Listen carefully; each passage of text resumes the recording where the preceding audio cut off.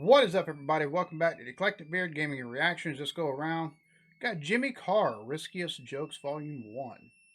Y'all have been telling me to take a look at him, so here we be. Alright, so before we get started, as usual, if you haven't already, like, subscribe, and notification bell. If you're already a subscriber, you want early access to stuff, off-air hangouts. You want access to anything that gets blocked on you by YouTube. Go ahead and hit the channel membership. Link in the description. Let's go ahead and get to it. Wetting your bed is embarrassing as a child, but as an adult, wetting a child's bed is mortifying. It's almost impossible to explain that shit away. I bought a rape alarm because I kept on forgetting when to rape people.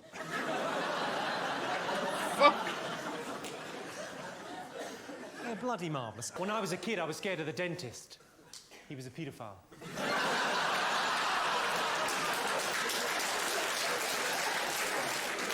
I suppose that begs the question, how many fillings did he give me? Oh, God. And the whole crowd. Oh. Oh, good Lord. That just, dentist, pedophile fillings kind of let itself into each other. Islamic fundamentalist sex dolls. Do they blow themselves up? In Palestinian passports under occupation, do they just put Israel?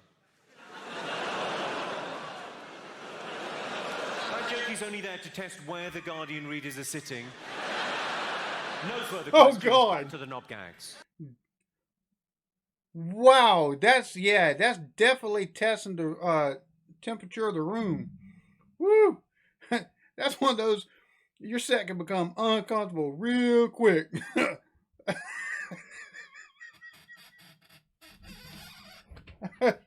Oh, good Lord. No further questions, back to the knob gags. I met an incredible girl on the internet. Smart, sexy, uninhibited. Of course, it turned out to be a 12-year-old paraplegic boy. I'll be honest, the sex was disappointing. Oh, I think we've reached a barrier there, haven't we? We will laugh at that and nothing more. Fair enough. I don't want to make a big deal of this, but I recently adopted a newborn African child. He was just £7, plus postage and packing. Oh, That's God! how they get you.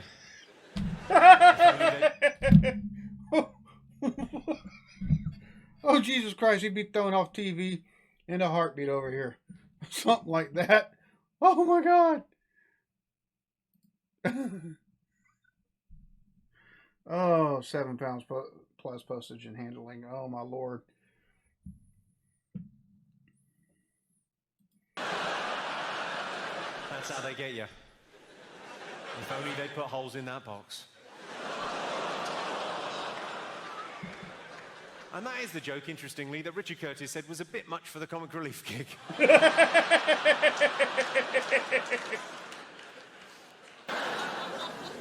When I was younger, I couldn't talk to women because I was hiding in their wardrobes masturbating. Would have totally given it away. You didn't see that coming, did you? Oh, I've written a rom-com. I wanted to tell you about this. I've written a romantic comedy. It's about a guy and a girl. Classic. Yeah? Initially, they hate each other. Classic. But they end up in bed together. Classic. It's called The Rapist.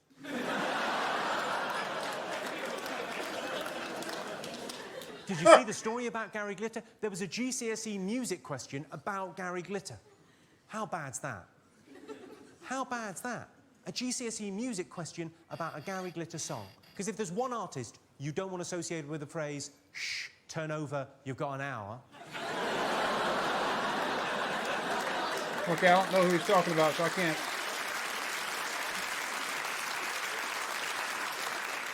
I should probably leave Glitter alone. He just wants to settle down and have kids.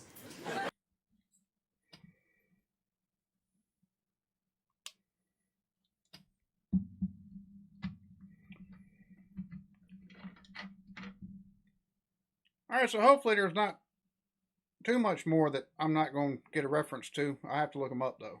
So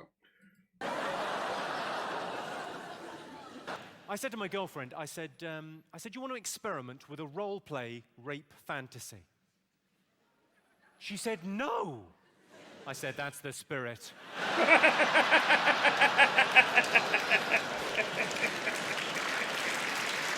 oh, good Lord. Rape is such a horrible word, though. It's such a harsh, brutal, awful word. Rape. That's why I prefer to call it a struggle snuggle.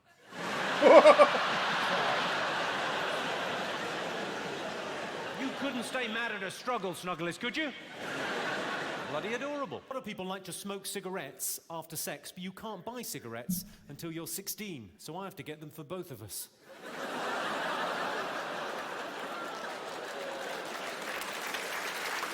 Oh my goodness. You think it's wrong I'm buying a 15-year-old girl cigarettes? You think it's wrong I'm fucking her? I'm kidding. Kidding does sound like a verb for child abuse, doesn't it? I'm kidding. His playing is on it. Just, oh my goodness. Oh, having sex with a teenager. I'm kidding. Kidding sounds like child abuse, doesn't it? Oh my goodness. Are you joking or touching kids? Obviously, it's a family show. I've noticed a thing. I go out to see a lot of comedy shows, and I've noticed a thing. Comics tend to do their best stuff right at the end of the gig, and then they leave the audience wanting more. It sounds good, doesn't it? But it doesn't make any sense. Because you, the audience, are left wanting more, and the comedian has fucked off. That doesn't make any sense. So what I'd like to do, because I've given it some thought, I'd like to torpedo this gig with some very unpleasant jokes that will offend and upset you all. Yeah. And then you can all leave thinking, thank fuck that's over. You're welcome. Let's begin. If women are so good at multitasking, is it too much to ask? Tickle my balls while you work the shaft. Half a joke, half public service announcement. I often get asked, are you ever going to get married? I don't think I ever will get married. I mean, you can't get married at 16 without parental consent. And that's not going to happen. They still think she's dead.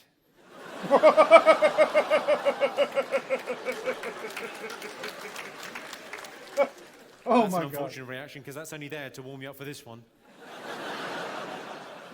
Did you all read that story about the girl that was kidnapped and kept in squalid conditions for 18 years? Did you read that story? Was I the only one that read that story and thought, 18 years in squalid conditions? Have a tidy round. Make a house a home, you lazy bint. Say what you like about the Make-A-Wish Foundation. They can work to a deadline.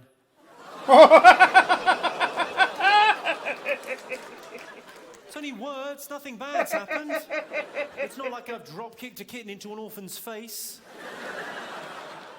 Once, I did that once. And it was fucking funny, but you sort of had to be there.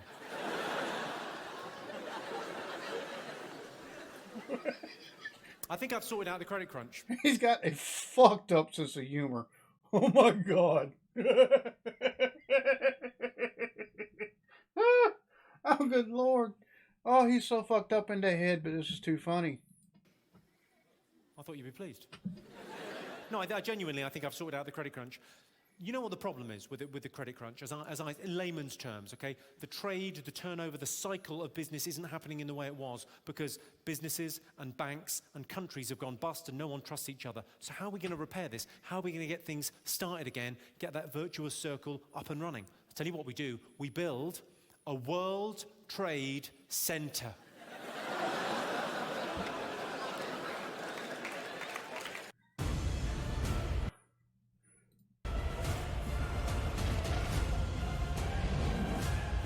I can see you sat there with your arms crossed thinking that's going to be a fucking big building.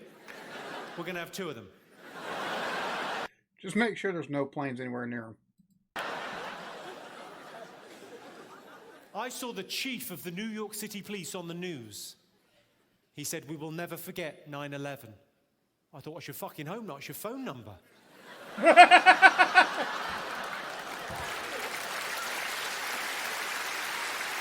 Oh, hell.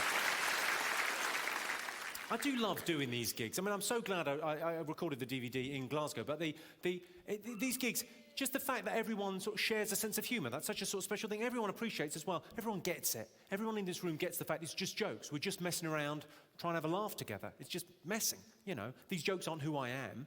I mean, in the real world, I'm quite a generous sort of person. So I realise that makes me sound like a dick. But, you know, I'm quite a giving sort of person. I mean, last year I donated a kidney. Yeah. Of course, they wanted to know where I got it from. I know it's still warm. Keep it. I often get asked, someone asked earlier, favourite joke or rudest joke. I got asked in Liverpool last year, someone said, favourite pub joke. Someone shouted out at the end of the show. So I thought I'd end by telling you my favourite pub joke. It's quite a rude joke. I think you all knew it was going to be fairly rude. But I'll tell you, and then I'll tell you why I'm telling it. I got asked favourite pub joke in Liverpool, and so I said, I've told my favourite pub joke. What's the difference between football and rape? Girls don't like football. That is a textbook response, Glasgow. It's a laugh followed by a ooh. The interesting thing for me is that that's not two distinct groups of people. There's not one group laughing and another group going ooh. Those are the same people. That joke makes you a little bit schizophrenic. Because you don't choose what you laugh at. I'm sure many of you have been disgusted at what you've been laughing at this evening. But you don't choose what you laugh at. It's like a reflex. You just laugh. And then another bit of you kicks in and goes, what the fuck are you doing laughing at that? Ooh. So I told it in Liverpool. It got a laugh, and then a ooh, and then there was a pause, and a woman at the back went, I like football.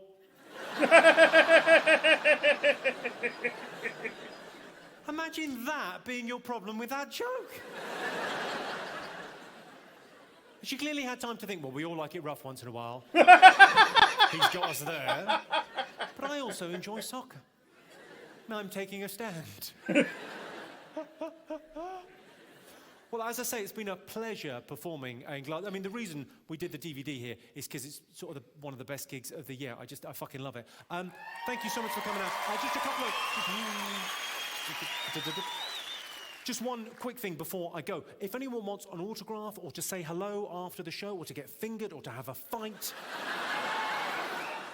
whatever you would like, I'll be down there in that corner. I'm more than happy to wait as long as it takes. Thank you so much for coming out to see me, and I'll see you all again next year. Thank you very much indeed. Cheers. Good night. Thank you.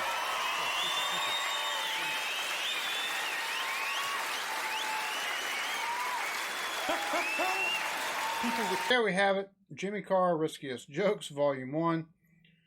Some of those very risky. Some of them, they're just poor taste, but fuck if they weren't funny. Oh, good Lord. Different breed over there, that's for sure. Different breed. So, of course, got to do Volume 2. So, yeah, that'll be upcoming next couple days. Thank you for recommendations. Keep them coming. You gotta be good to each other. Love yourselves. Peace.